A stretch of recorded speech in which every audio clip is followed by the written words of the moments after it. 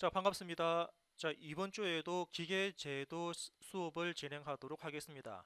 자, 이번 주부터는 주어진 문제를 같이 풀어나가면서 어떻게 우리가 KS 규격에 대한 그 문제를, 문제를 제가 주어진 문제를 같이 풀어나가면서 안에 있는 내용들을 다시 한번 더 체크를 해볼 거고요. 이렇게 만들어진 문제는 나중에 우리가 중간평가라든지 기말평가 때도 같이 진행이 될 거니까 여러분들이 나름대로 따로 뭐 메모지라든지 공책에 따로 필기라든지 노트를 필기를 하셔가지고 그 나름대로 중간고사나 기말고사 때 같이 그때그때 필요한 내용들을 찾아서 볼 수 있게끔 나름대로 정리를 좀 해주시기 바랍니다. 자, 오늘 첫 번째 문제를 같이 보도록 할게요. 자, 첫 번째 문제는 KS 규격에 따른 회주철품의 재료 기호를 물어보는 겁니다. 그래서 회주철품에 대한 재료 기호는 무엇이냐? 그래서 답은 몇 번일까요? 네, 그렇습니다. 답은 3번 지시라는 부분입니다. 지시가 바로 회주철품에 대한 재료 기호를 나타내는 부분인데, 자, 예를 들어서 우리 지시, 자, 여기 지시라고 되어 있으면서 지시 25라고 적혀 있는 재료 기호는 어떤 뜻이냐면은 바로 회주철품이거든요. 예, 회주철품. 자, 회주철품인데 뒤쪽에 나와 있는 25. 자, 뒤쪽에 나와 있는 25라는 부분은 어떤 뜻을 나타내냐면은 25는 바로 최저 인장 강도. 자, 최저 인장 강도를 나타내고요.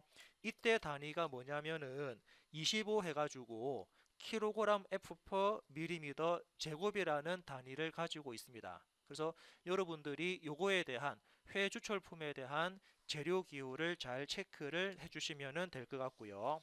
자, 요거 체크 되셨습니까? 자, 다시 한번 더 문제를 확인을 해보시고, 그래서 회주철품에 대한 재료 기호는 3번 지시라는 부분입니다. 그래서 요거 체크가 되셨다 그러면 그죠? 요거에 대한 기호는 지시라는 부분이고요. 자, 두 번째 문제를 같이 체크하도록 하겠습니다. 자, 이번 문제는 우리 지난 시간에 작업했던 표면 거칠기에 대한 부분입니다. 그래서 다음 표면의 결 도시 기호에서 지시하는 가공 방법은 무엇이냐, 그죠? 그 다음 결 기호에서 나오는 가공법은 어떤 거냐에 따라서 확인을 해보는 건데, 자, 여기서 결 도시 기호를 어디서 표현합니까? 가공 방법이죠. 자, 우리 표면 거칠기에서 가공 방법을 어디 표시합니까? 그렇습니다. 위쪽에 표면 거칠기 위쪽에 이 기호가 바로 가공법을 나타내는 기호거든요. 자, 지난주에 작업했던 거 한번 체크를 해보겠습니다. 자, 지난주에 우리 요거 가공 방법 지시라는 부분을 같이 체크를 했는데 어떻습니까? 그렇죠. 위쪽에 자, 가공법은 위에 이렇게 표시가 되거든요. 그래서 L, 약자가 L이라고 표시되면은 선반 가공이고 D라고 표시가 되면은 드릴 가공, M이라고 표시가 되면은 밀링, FR은 리머, G는 연삭, 그리고 계속 볼까요? GH는 호링, 그리고 버퍼, FF는 줄 가공이고요. FS는 스크레이퍼 가공, C는 조절하는 부분입니다. 그래서 문제는 어떻게 그죠? 우리 시험 문제였습니까? 아까 2번 문제였죠. 자, 2번 문제는 어떻게 표시가 됐냐면은 결기호 방법이 FR로 표시가 되었기 때문에 조금 전에 FR은 몇 번이었습니까? 그렇죠. 4번 리버 가공을 표시하는 부분입니다. 그래서 4번 리머 가공이 우리가 찾는 해답이다라고 보시면 될 것 같고요. 자, 잘 모르시는 분들은 다시 한번 파워포인트 자료 보시면은 리머 가공이 바로 FR 기호라고 이렇게 표시가 되어 있으니까 요거 다시 한번 더 체크를 해주시면 될 것 같습니다. 자, 2번 문제도 여러분들이 한번 체크를 해주시고요.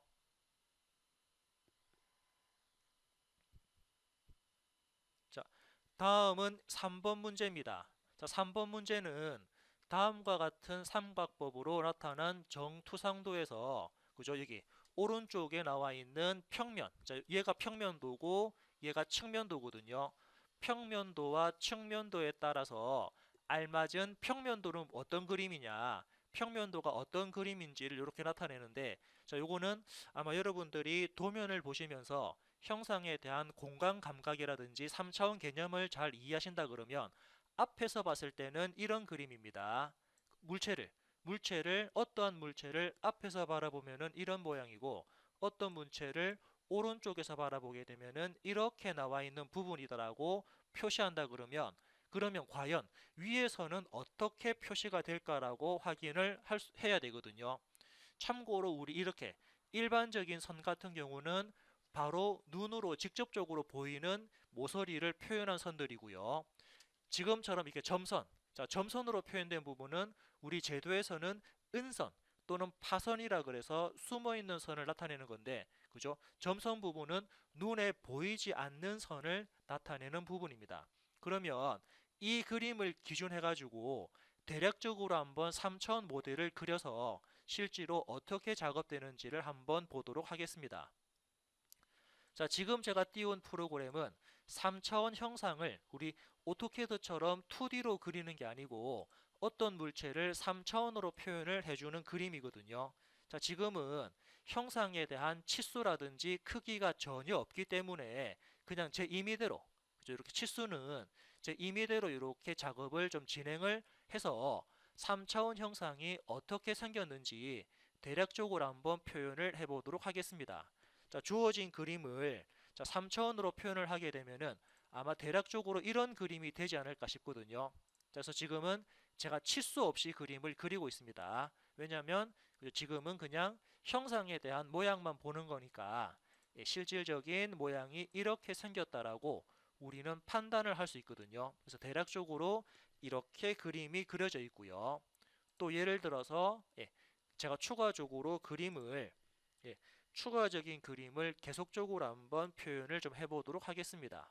자, 아무튼 그림 자체가 주어진 그림을 기준해서 제가 그냥 대략적으로만 표현한다 그러면 아마 이렇게 생기지 않았을까라는 부분이거든요. 자, 그래서 다시 문제를 볼게요. 형상을 앞에서 봤을 때 모양입니다. 형상을 앞에서 봤을 때 모양이고 형상을 옆에서 봤을 때 모양입니다. 저 화면을 옮겨 볼까요? 이렇게 옮겨 놓고 자, 여러분들 이해하기 쉽게 그림을 이렇게 좀 옮겨 놨습니다. 자, 형상을 앞에서 봤을 때, 옆에서 봤을 때입니다. 아, 그리고 지금 안쪽에 점선도 같이 들어가니까 같이 은선 부분도 같이 표현을 좀 해보도록 할게요. 이렇게 해서 자, 형상을 앞에서 봤을 때는 이런 그림 맞습니까? 이렇게 그죠? 지금처럼 지금 점선이 잘 표시가 안 되는데 자, 앞에서 봤을 때는 이런 그림으로 나오고요.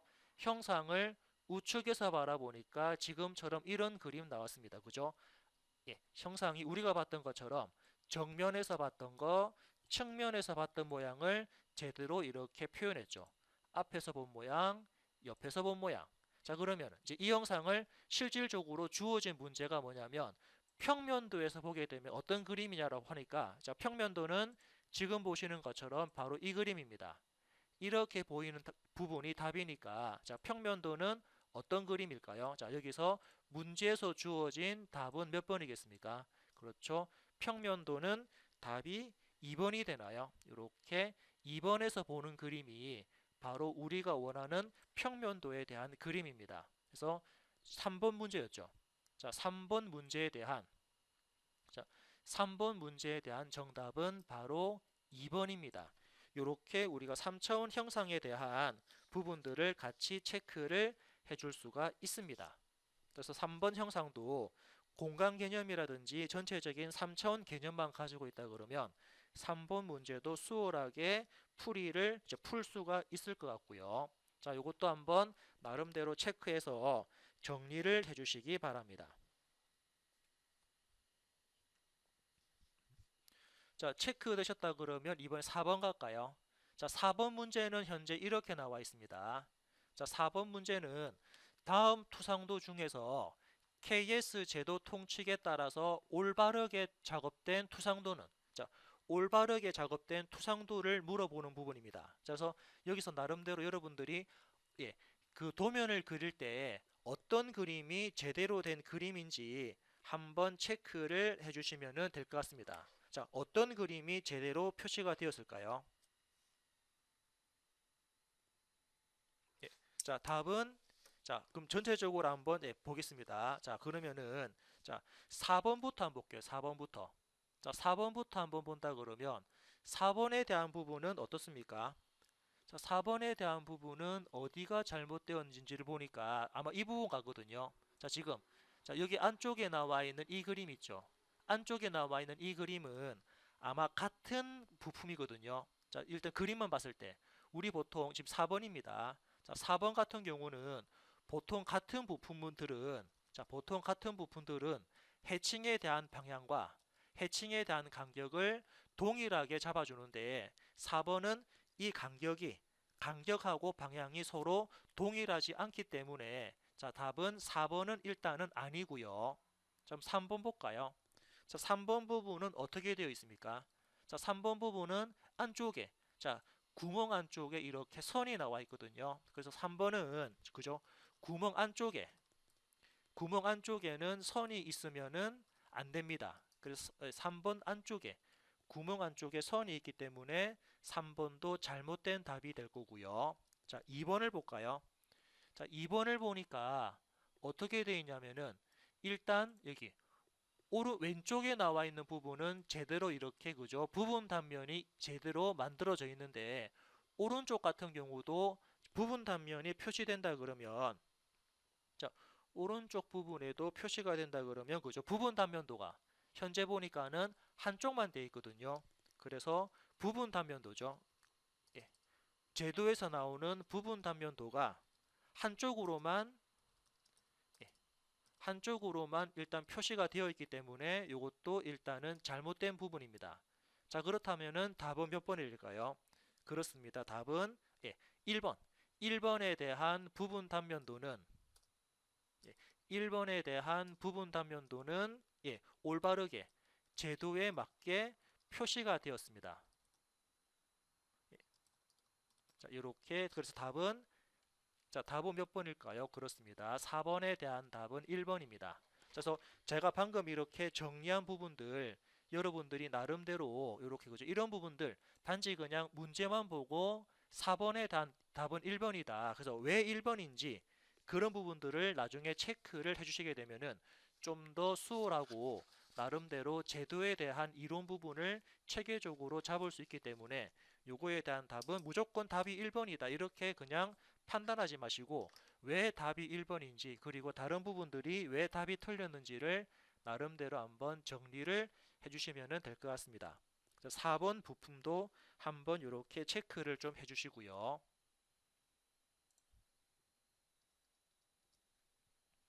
자, 체크되었다 그러면 5번 문제로 가겠습니다. 자, 5번 문제는 뭐라고 되어 있습니까? 일반적으로 길이 방향으로 단면에서 나타내어도 무방한 것은 즉 그래서 길이 방향으로 단면 표시를 해도 되는 것은 어떤 것인지 이렇게 문제로 나와 있거든요. 그래서 단면 해도 되는 거 우리가 단면 표시를 하는 거죠. 단면이라고 하게 되면은 해칭 표시를 하는 겁니다. 단면이라고 하게 되면은 해칭 표시하는 건데 해칭 표시를 해도 무방한 부품이 상관없는 부품이 어떤 거냐라고 보는 건데 일단 그러면 우리 제도에서 볼까요? 자, 단면을 하지 않는 단면 표시죠. 단면 표시를 하지 않는 부품은 뭐 부분이라고 할까요? 단면 표시를 하지 않는 부분은 뭐냐? 일단은 리브입니다. 리브도 단면 표시 안 하고요. 그리고 기어의 이, 자 기어의 이라든지 축이라든지 핀이라든지 볼트, 너트, 그리고 뭐 와셔, 그리고 뭐 나사, 그리고 리벳, 그리고 키, 그리고 강구, 또 뭐가 있습니까? 원통, 롤러, 그리고 기어, 그리고 또 뭐가 있나요? 벨트 풀리. 자, 벨트 풀리의 암. 자, 이런 부분들은 단면을 해도 우리가 그죠? 단면이죠. 형상을 절단을 해도 해칭 표시를 하지 않습니다. 그렇죠? 단면을 해도 해칭 표시를 하지 않는 단면 표시를 하지 않는 부분은 지금 제가 이렇게 나름대로 정리를 했으니까 그럼 답은 몇 번이 되겠습니까? 그렇죠. 답은 4번이 됩니다. 4번 미끄럼 베어링은 단면 표시를 해도 무방하다라고 우리가 알 수 있기 때문에 답은 여기서 4번으로 여러분들이 체크하시면 되고요. 그래서 답이 4번이 중요한 게 아니죠. 요거 단면 표시를 하지 않는 부품이 어떤 건지가 중요한 부분이니까 요거에 대한 내용들 잘 파악하셔가지고 나름대로 정리를 또 해주시면 될 것 같습니다. 그래서 나중에 제가 이렇게 뭐 중간평가나 기말평가 때 자, 지금 이런 부분들이죠. 단면 표시를 하지 않는 부분은 어떤 겁니까? 뭐 예를 들어 가지고 뭐 세 가지 이상 적으세요. 이렇게도 문제를 낼 수 있으니까 5번에 대한 답은 4번이 아닙니다. 4번이라고 외우시면 안 됩니다. 중요한 거는 아래쪽에 있는 이 내용을 여러분들이 체크를 해 주셔야 되고요. 자, 다음은 6번 문제로 가겠습니다. 자, 6번 문제를 보니까 6번은 뭐라고 나와 있습니까? 예, 6번은 도면의 재질란에 자, 도면이 우리 표제란이죠. 표제란 부분에 뭐 품번, 품명, 수량, 재질, 비고 자, 이렇게 표제란 부분에 항목이 들어가는데 그 중에서 재질 부분에 SM25C의 재료 기호가 표시되어 있습니다. 여기서 25가 나타내는 부분이 어떤 거냐? 25가 나타내는 부분이 어떤 건지를 표시하는 건데, 자, 25는 어떻게 되어 있습니까? 그렇죠. 여기 나와 있는 것처럼 예를 들어서 SM25C로 되어 있으면 첫 번째, 자, SM이란 기호는 어떤 기호입니까? SM이란 기호는 기계 탄소용, 그죠? 기계 구조용이죠. 예, 기계 구조용 탄소 강제. 자, SM이라는 기호는 기계 구조용 탄소 강제를 나타내는 부분이고요. 자, 그렇다면은 25C라고 되어 있는 부분은 어떤 거냐? 25C는 뭐냐면은 탄소 함유량을 나타냅니다. 자, 탄소 함유량입니다. 우리 앞전에 자, 그죠? 우리 1번 문제였습니까? 자, 1번 문제 다시 올라가면은 1번 문제는 그죠? 여기서 그냥 단지 25라고만 나와 있죠. 25라고만 나와 있으면은 최저 인장 강도로 여러분들이 보시면 되는데 여기서는 어떻게 되어 있습니까? 그렇죠. 25C라고 되어 있죠. 25C이기 때문에 탄소 함유량을 나타낸다라고 여러분들이 그냥 뭐 이해를 하셔도 무방할 것 같고요. 자, 그러면 요거에 대한 내용은 25C에 대한 탄소 함유량은 보통 0.02에서 0.2죠. 0.2에서 0.28%의 0.28%의 평균값입니다. 예, 이렇게 요거에 대한 평균값을 나타내는 부분이라고 보시면 될 것 같거든요. 그래서 보면은 자 0.2에서 0.22에서 0.28을 더한 값. 자, 이렇게 0.2에서 0.28을 더한 값에서 나누기 2를 해주게 되면은 얼마가 나옵니까? 0.25가 나오니까 요거에 대한 탄소 함유량이 그죠? 우리가 보는 것처럼 탄소 함유량이 0.22에서 0.28%에 대한 탄소 함유량이라고 보시면 되거든요. 그래서 이 답은 어떻게 됩니까? 25라고 나와 있는 부분은 요놈들에 대한 평균값이기 때문에 답은 그렇죠. 0.22에서 0.28%에 대한 탄소 함유량이 나타낸다라고 여러분들이 체크를 해주시면 될 것 같습니다. 그래서 정답은 2번이죠. 예, 정답은 탄소 함유량입니다. 탄소 함유량이 퍼센테이지 백분율로 나왔기 때문에 요거에 대한 답은 2번이라고 보시면 될 것 같고요. 자, 요것도 나름대로 잘 정리를 해주시기 바랍니다.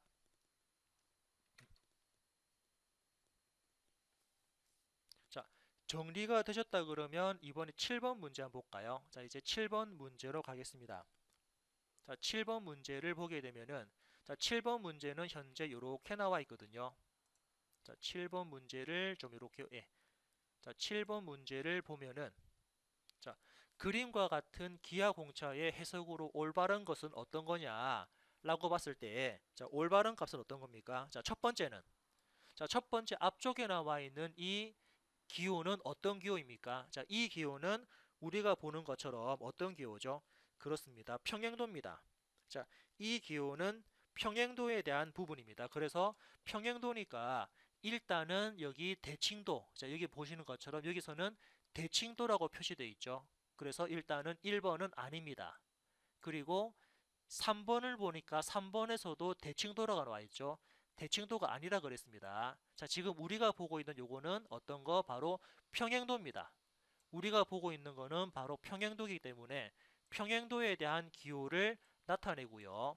그러면은 일단 대칭도가 아니니까 1번하고 3번은 정답이 아니고, 그럼 2번하고 4번 볼까요? 자, 2번하고 4번에서 위쪽에 나와 있는 이 기호, 위쪽에 나와 있는 이 기호는 0.05라는 값은 전체 길이에 대한 공차값입니다. 전체 길이에 대한 공차값이기 때문에 여기 나와 있네요. 자, 일단은 자, 그 위쪽에 나와 있는 0.05는 전체 길이에 대한 0.05입니다. 전체 길이에 대한 0.05이기 때문에 2번도 아니네요. 그럼 정답은 4번이라고 보시면 될 것 같습니다. 그럼 아래쪽에 있는 이 부분, 자, 아래쪽에 있는 이 부분은 어떤 걸 나타내냐면 사용자가 지정한 거리에 대해서, 그러니까는 어떻게 사용자가 지정한 100mm에 대해서 0.005라는 공차값을 가진다 라고 하기 때문에 정답은 4번으로 보시면 될 것 같습니다. 자, 그래서 요거에 대한 정답은 4번입니다. 다시 보시면 앞쪽에 있는 기호는 평행도를 나타내고요. 평행도입니다. 그리고 위쪽에 나와 있는 0.05는 전체 길이에 대한 공차값입니다. 0.05는 전체 길이에 대한 공차값이고요. 아래쪽에 나와 있는 100분의 0.005는 사용자가 지정한 길이에 대한 공차값이라고 우리가 볼 수가 있죠. 그래서 빨간색으로 표현된 기호는 평행도, 그리고 그린색으로 표시된 0.05는 전체 길이에 대한 공차, 그리고 파란색으로 표시된 100분의 0.005는 지정한 거리에 대한 공차값이다 라고 이해를 해주시면 될 것 같으니까 정답은 몇 번입니까? 그렇죠. 정답은 4번이 될 겁니다. 이렇게 여러분들이 정답의 4번에 대한 의미도 잘 파악을 해주시면 될 것 같고요. 이렇게 해서 1교시 수업을 마무리하도록 하겠습니다.